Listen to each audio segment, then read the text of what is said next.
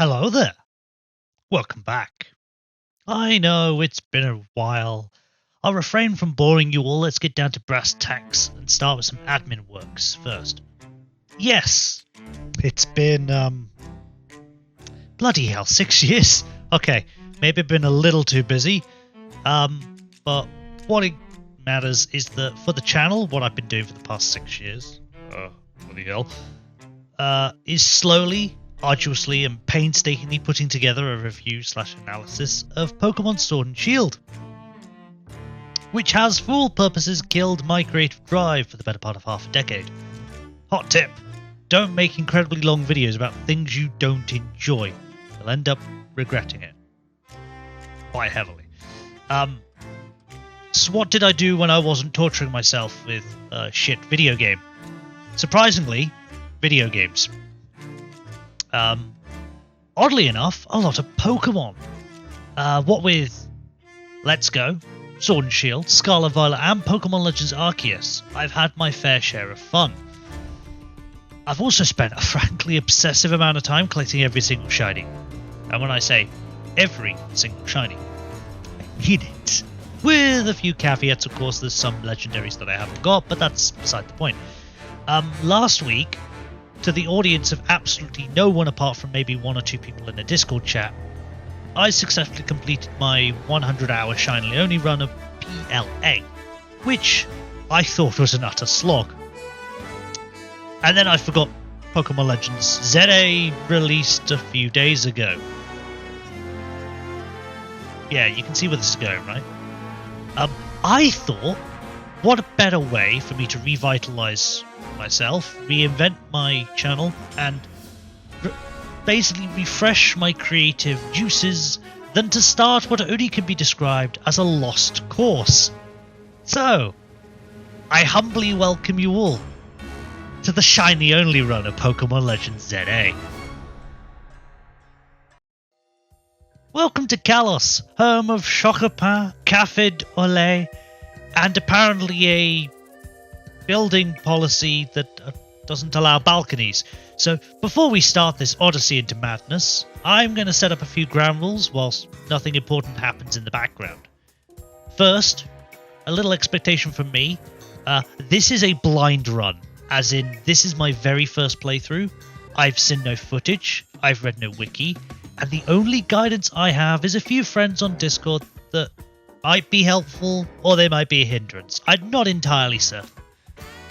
So if you know of an easier way to do what I'm attempting at any point, please let me know in the comment section down below. But at this point, it's already too late. On to the rules. Rule number 1, obviously. No non-shinies, if it can be helped. This means I cannot use for any Pokemon that is not shiny for any purpose. Be it battles, trading, completing a request, or even clearing obstacles in the world. I am being very hard on this, and this is where the difficulty and the challenge is going to come from. If I'm forced to use a non-shiny for plot reasons, then we'll just have to chalk it up as an unavoidable event, although I will try my hardest to get around whatever restrictions they put in place. I think this will come up quite often, but we'll cross that bridge when we get there. Rule number 2. I'm allowed to use whatever tactics the game may throw at me in order to progress in the fastest or most efficient way possible. Although I may change this rule if certain hunting methods go against the vibe of the challenge, or if something feels really cheesy to pull off. Rule number 3. I must complete as many side tasks or missions as possible before progressing the main storyline. As with Pokemon Legends Arceus, Pokemon Legends ZA also has these sort of like side quests where you have to give in like certain Pokemon, trade Pokemon with someone, that sort of thing. And I'm going to try and get as many of them done as physically possible, because let's be brutally honest, it's not exactly a challenge if I'm just catching 6 bloody shinies and blasting my way through the main quest line. And finally, number 4, have fun, because that's obviously what we're here for. So, you know, if something starts being shit, I will refrain from doing it. If, in other words, I'm keeping this light-hearted as well as arduous. Yeah, that's going to be fun. Okay, so now that we have all the rules, let's set up what we know from the start so we're all on the same level. What is a shiny? To put it simply, a shiny is a differently coloured Pokemon. Every time a Pokemon is generated or spawned or encountered in any Pokemon game, apart from Gen 1, it has a small chance of being shiny. That is, a Pokemon with a different colour scheme than its traditional brother. The chance in the later games, or specifically in this game, is 1 in 4096. That can be improved in Pokemon Legends ZA, but that is not on the table for us. There is no chance of me getting the shiny charm. So in other words, all we've got is 1 in 4096 chances. And before anyone asks, yes, that is going to take a good long while to get some progress done. But you won't have to deal with that. You'll be seeing multiple hours of footage in literally a couple of minutes. I'm nice like that. You're welcome. There'll be a timer that'll tell you how much time I've wasted on this God-forsaken trial in the top right, and there may be some other on-screen assist cameos that pop up every now and then that are purely assists for myself. So, let's jump in. Wait, not like that. I didn't mean it literally.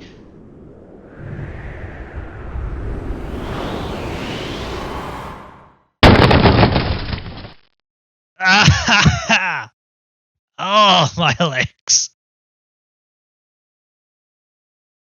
So, we open up on the Eiffel Tower having a literal glow-up, some shadowy figures complaining that it wasn't approved by the council and doesn't have planning permission for it, and an old man yelling at Navi that the strongest Mega Evolution user must be found. Whatever the fuck that means. But never mind all that. Time to go on a holiday. We have arrived in Limoges City, ready for a lovely relaxing holiday where we can soak up the sights, enjoy local cuisine, and maybe buy a few overpriced souvenirs. Unfortunately, this is Paris, and instead of all that, we immediately get harassed by a local, and have our luggage stolen. Upon chasing down the culprit, we find that not even the guilty party even want my bag, which in the current climate is very generous, but they'll only give back what is actually mine if I beat them in a Pokemon battle. Figures. And here we come across the first problem and concession of the run. We have to choose between Chikorita, Totodile, and Tepig for our starter. And unfortunately, all three are shiny locked. Well, that's it then. Challenge over. Go back to your drinks. I'll see you in another 7.5 years. Nah, I can't end it like that. I'm sorry. There is another Pokemon in the area we could choose, which is the bloody thieving Pancham. But apparently me taking their Pokemon is not acceptable after they literally stole all my belongings. Okay.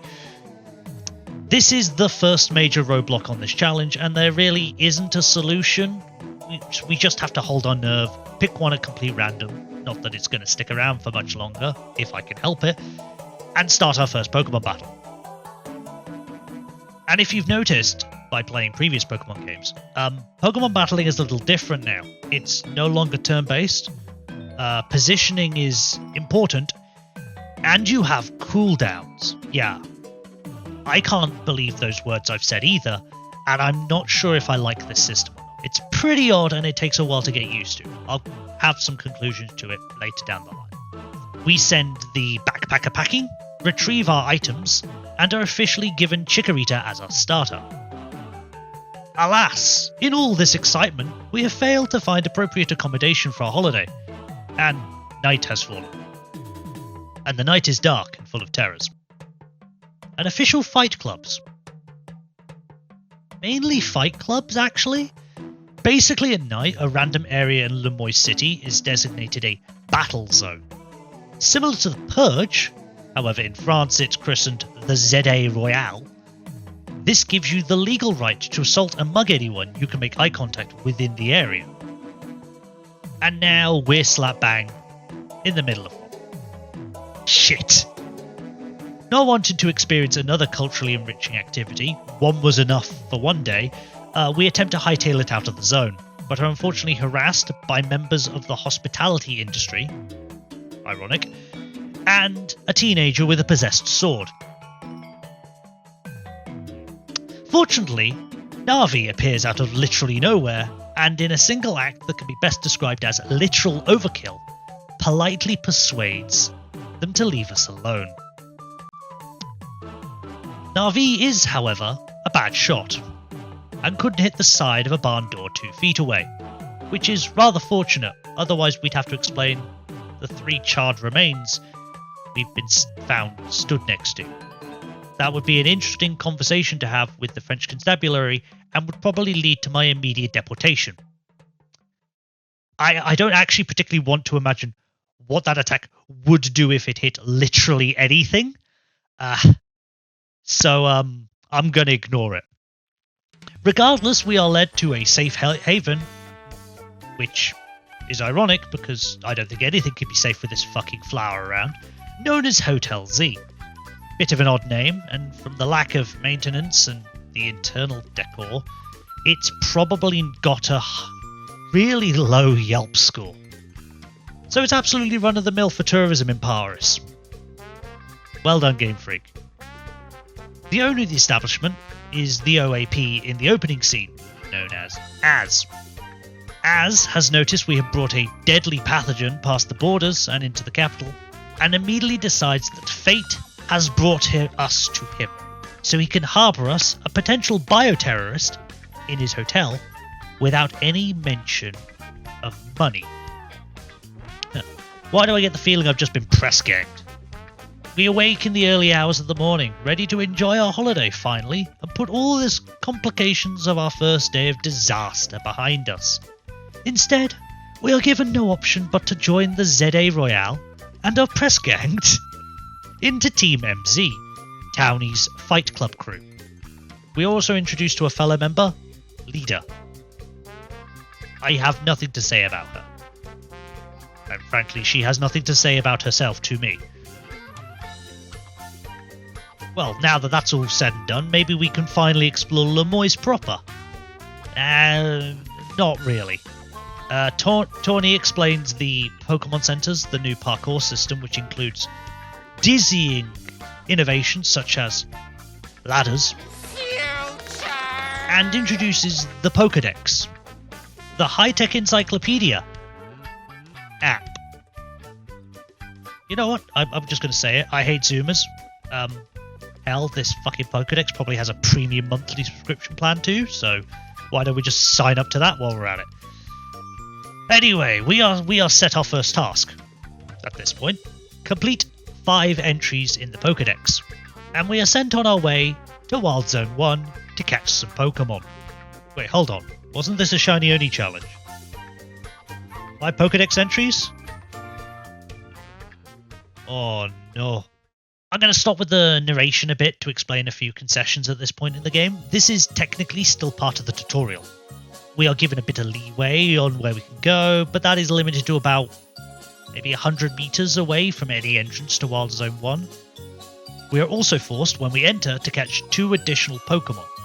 Both of these are shiny locked, so ignore them. A Fletchling and a Bunnelby, which means technically we are already -3 shiny Pokemon into the run, before we've even had the chance to gain any shinies. Fantastic. And of course, we need 5 entries in the Pokedex to progress past this point. And this is where I make my first concession for the run. Otherwise, we would literally be here for the next 3 weeks. The catches that we've made in this area, including the starter, so Chikorita, Bunnelby, and Fletchling, all have Pokedex rating. And that, I think, should be valid for Pokedex progression. I will eventually probably have to catch a shiny of each of these to balance out the change, but for the purposes of this challenge, there are so many gift Pokemon that are given out in this game that this system of never not getting Pokedex ratings for Pokemon you don't have shiny is going to be virtually impossible. So, yeah, we're just going to have to deal with that and see what we can catch later on. However, I will put a Bunnelby and a Fletchling on my to catch later list, and we'll begin the hunt for our first proper shiny. Wild Zone 1 is a bit of a hurdle, and could be considered a bit problematic this early on in the run, which is a little worrisome. Wild zones in this game have a fixed set of spawn points, and in this case we are limited to a list of 6 Pokemon in Wild Zone 1. Scatterbug, Fletchling, Bunnelby, Weedle, Mareep and Pitch. Catching a Fletchling or a Bunnelby would be completely useless at this point in time if they were shiny, because they wouldn't progress our entries, and that would just mean we'd have to catch another shiny anyway.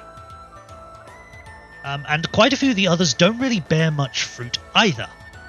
Long story short, we'd either have to catch 2 separate lines that aren't Bunnelby or Fletchling, or we'd have to evolve a Pokemon to complete the 5 entry requirement. In this case, it's a 2 entry requirement. And some of the Pokemon in this area take quite some time to evolve. Pichu can take possibly hours at this point. We don't know how friendship works. And I'm not evolving a Flaffy. But this is where we come to our secret weapon. Bug Pokemon. Bug Pokemon are weak, commonplace, and very useful early on in the game, because they have one universal property that may just save my bacon. Both Scatterbug and Weedle evolve at really early levels. Scatterbug evolves at level 9 into Spupa, and Weedle evolves into Kakuna at level 7. If we can get either of these 2 Pokemon shiny, it is feasible here, using the Pokemon in the area, to get them to the appropriate level to evolve. And then we can progress. So let's see if that's even possible first by checking out the spawning mechanics. Pokemon in ZA are generated a bit differently to most of the games, in fact all of them, as far as my early testing has turned up. They are generated if you walk within 50 meters of a given spawn point, but are not visible until around 30 meters if you're on the floor.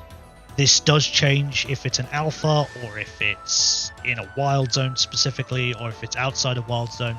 There's a couple of varying distances. Either way, these are the ballpark figures. They then despawn at 75 meters, and you're able to respawn another new Pokemon by getting within the 50-meter radius of the spawn point again. Disclaimer, not sure about these numbers on the Switch 2. I haven't checked, and I'm not going to ask. But I would assume they're the same. So, take my word on this, but these are all grain of salts, me doing little checks in the background. So this means we can effectively run back and forth from a spawn point to generate new Pokemon, and most importantly, roll for those ever-needed shinies. Unfortunately, in Wild Zone 1, there is only a singular spawn point for Weedle, and 2 for Scatterbug. So we have to get a little creative with our pathing. If you walk as far as physically possible out of the west exit of Zone 1, right up to the invisible wall that causes Townie to pull at your leash to stop you from walking off, that is just enough distance to get away from the Weedle spawn. Similarly, if you go at the eastern exit, you are far enough away from the Scatterbug spawns to do the same. So, there's our game plan. Let's put it into action.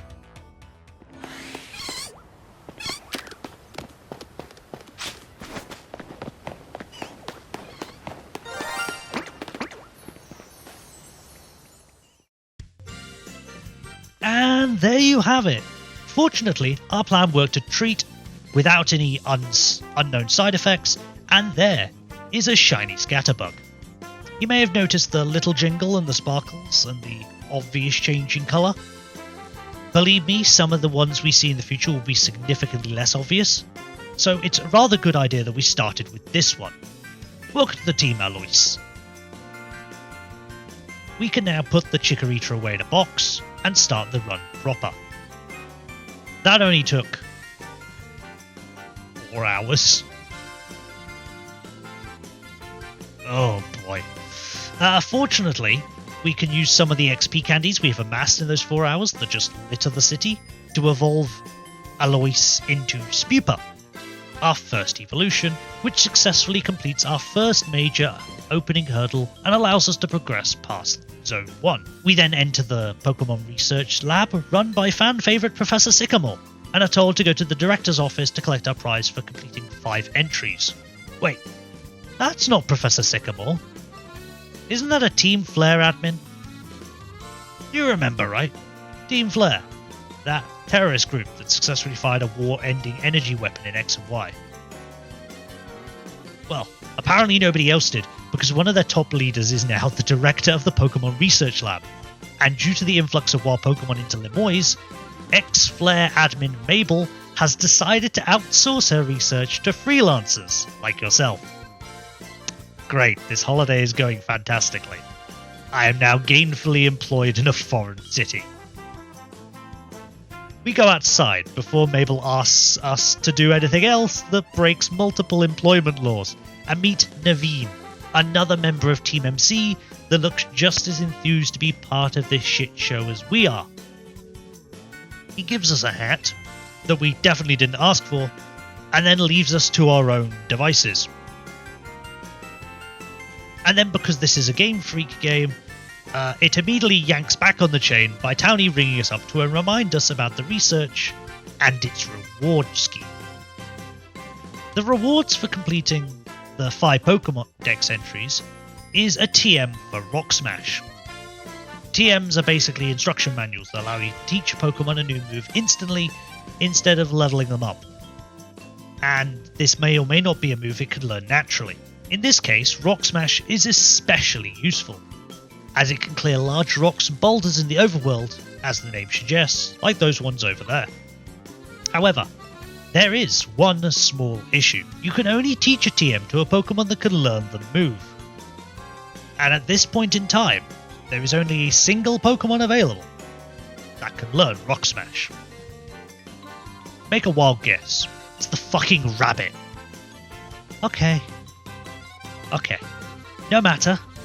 Breaking boulders, fortunately, is not a requirement at this point, and we're told to return to the hotel, which has a back entrance that isn't blocked by boulders. That you're actually allowed down, so somehow Game Freak thought that this was something that didn't need fixing, or rather did need fixing, and not the fact that no Pokemon can learn Rock Smash up to this point. Anyway, once back at the hotel, night falls, and it is time to start work on the ZA Royale. And the pitch is actually relatively simple. Fight trainers in the battle zones to collect points and medals. With enough points, we can fight a ranked battle to increase our standing. The aim, get from rank Z to rank A. Sounds easy, right? We make short work of the few trainers we need to progress, although the problem is a little dicey with the bug Pokemon that's most damaging move is Tackle. But we get the job done. We get our ranked fight ticket and are able to fight our first opponent, Zach the taxi driver. Right. Zach is a problem. He has 3 Pokemon to my 1, and 2 of his Pokemon will literally eat my Spupa for breakfast. Fortunately, there is no penalty for losing a ranked fight, and once again, we are going to return to our secret weapon, Bug Pokemon. Spupa can evolve again into Vivillon. So, we shove more EXP candies into Alois and evolve it into a beautiful butterfly. This gives it access to some more damaging moves and a hefty stat buff that may just push it over the edge. Fortunately, our rematch goes swimmingly with a couple of potions, and we are rewarded with the next rank Y. A new face that was randomly watching our fight, because, that's what people do in boys. Don't do anything else to fucking entertain themselves. Compliments us on a clearly scuffed tactic. Tells us that she's a private investigator, which I didn't ask. And then fucking Naruto runs off into the distance.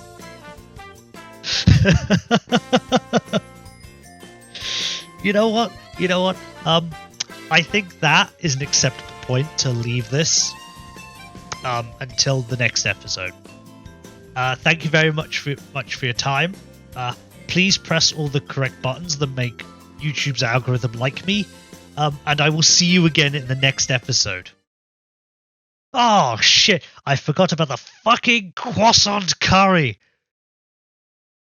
Ah!